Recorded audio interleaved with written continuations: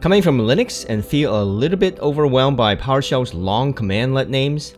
In this video, you will see how aliases and shortcut symbols let you flex your memory with using pwd, cd, and ls while using the PowerShell on Linux. By the end of this video, you will know how to explore built-in aliases, create your own, and understand those weird symbols like the tilde, the dots, the question mark, and the % symbol. If you're a Linux user trying to use PowerShell, hit like and subscribe so you don't miss out the rest of this series. A viewer brought up a good point in the first video of this series. He asked, why are we using PowerShell in Windows if I titled the series PowerShell for Linux users? Basically, I wanted to show off the power of PowerShell ISE, but now that I did that in the first video, let's look at running PowerShell in Linux. In order to do that, we will need to get the code. So let's first do an update on our Linux machine by doing the sudo apt-get update. And all of these commands that I'm going to type are in the description below if you want to just go ahead and copy and paste them onto your system. Alright, so if you can see here, I got an error because apt-update cannot be used to add new CD-ROMs. This is because I am running in a live boot environment instead of an installed version of Linux. But I'm going to go ahead and press on regardless so you can see that things will still work.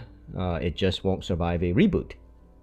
So the next thing I'm going to do is sudo apt-get install -y wget apt-transport-https and then software-properties-common. Alright, and this gives me errors about unmet dependencies, and it recommends that I do the fix-broken. So I'm going to go ahead and do that. So I'm going to do sudo apt-fix-broken space install. And then I'm going to go ahead and take all the default settings. Just literally just hitting the OK for all the questions that I'm going to be asked. And then when it's done, I'm going to go ahead and type in wget-q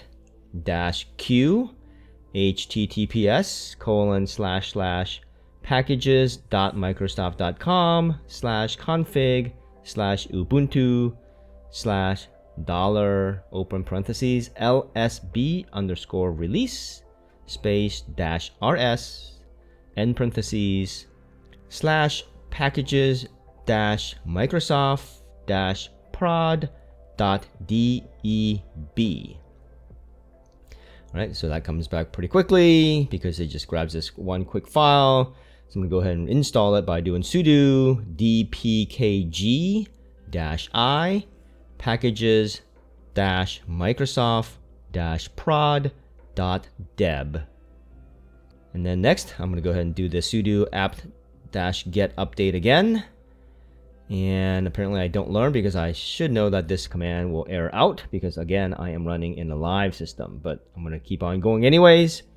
Lastly, sudo apt-get install -y PowerShell. Alright, so now it's finally all done with grabbing all the things I need, and to start PowerShell, all I need to do is type pwsh. And look at that, that's fantastic. We are now running PowerShell version 7.5.4 within our Ubuntu system.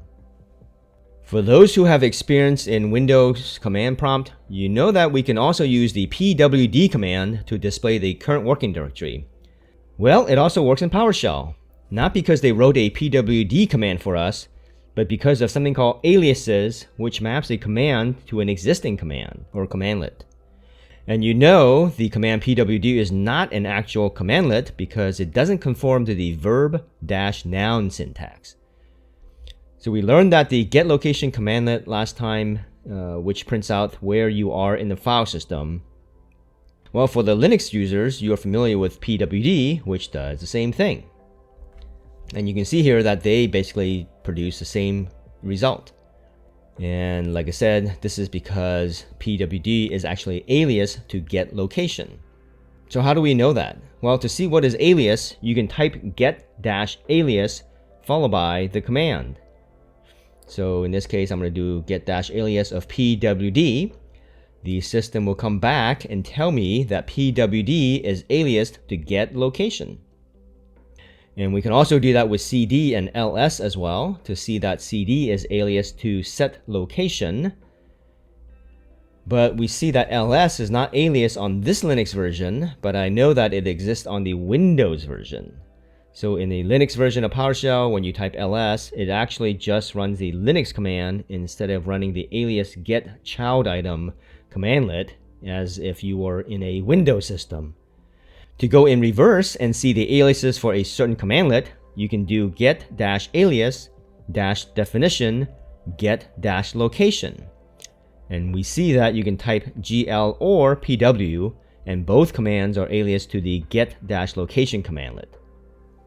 And to see all the preset aliases, we can just do get-aliases. So there are quite a number of aliases, and they all scroll just right off the screen. In the Linux world, I would have used the more or less command, so all the output doesn't scroll off the screen. PowerShell also provides the more command, so we can just use that to paginate all the output. And of course, someone is going to ask whether you can make your own aliases, and the answer is yes. You can do it with the set-alias commandlet. I like seeing the full info when I do an ls, so I will make a new alias called ll, which will call the get-childitem, which lists out the last write time. So I can do set-alias-name ll-value get-childitem. So now when I type ll, it basically goes to get-childitem, which produces the long version of the file listing. Now we're going to be talking about shortcuts, which will make our lives easier with less typing and typos. The first shortcut is the dot, which means the current directory. So I can do a ls of dot, which means print out the file listing of the current folder. Since the Linux version of PowerShell doesn't have a ls, I will use the alias of ll, which I had created earlier, as an alias to the get-childitem. So when I type ll of dot, it just prints out the file listing of the current folder. Let's start with the set-location commandlet, or as we know it, the cd command, to go to the temp folder. So I'm going to do cd of /temp. From here, we can use the second shortcut of dot, which means to go up one level. So now we are at the root of the file system. Another shortcut is the tilde symbol, which means a user's home folder. So if I do cd of tilde, now we're going to be at the user's home folder. If we are running PowerShell on a Windows machine, you may get an error telling you that the home location for this provider is not set, and it gives you the instructions on how to set it. So let me go ahead and type that in. So it's open parentheses get-ps provider space single tick registry end tick end parentheses dot home equals single tick /home /blue monkey forensics end tick. Alright, so basically this sets the home folder to /home /blue monkey forensics. Now when I do a cd to tilde, we will be brought to the home folder of the user logged in, which in my case is blue monkey forensics. So I end up in /home /blue monkey forensics.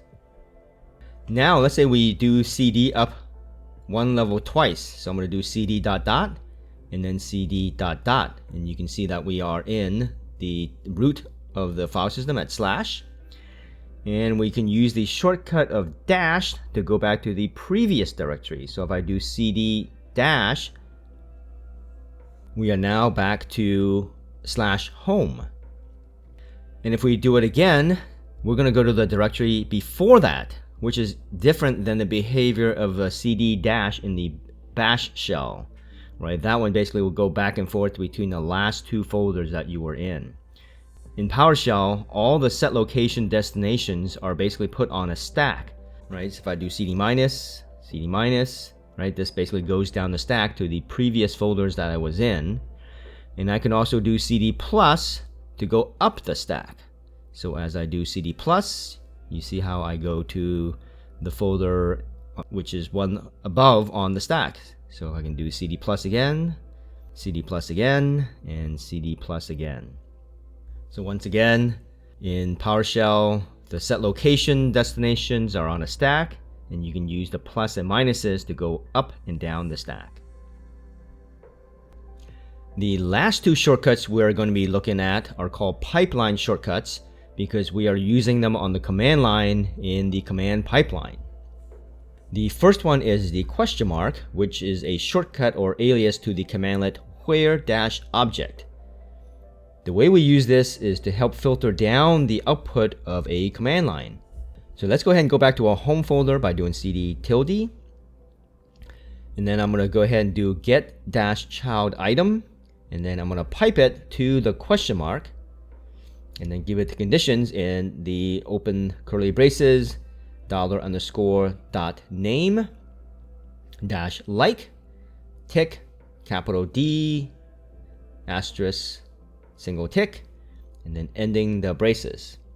What this does is that it will execute the get-childitem commandlet, which will list out all the files and folders in the current folder, and then pipe the output objects to the question mark or the where-object commandlet, where it will look at the name property of each item, where the objects match the pattern of starting with a capital D.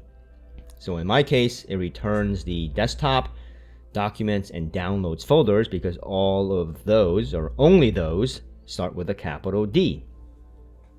The last shortcut we're going to look at is the pipeline shortcut of %, which is a shortcut or alias to the commandlet ForEach-Object.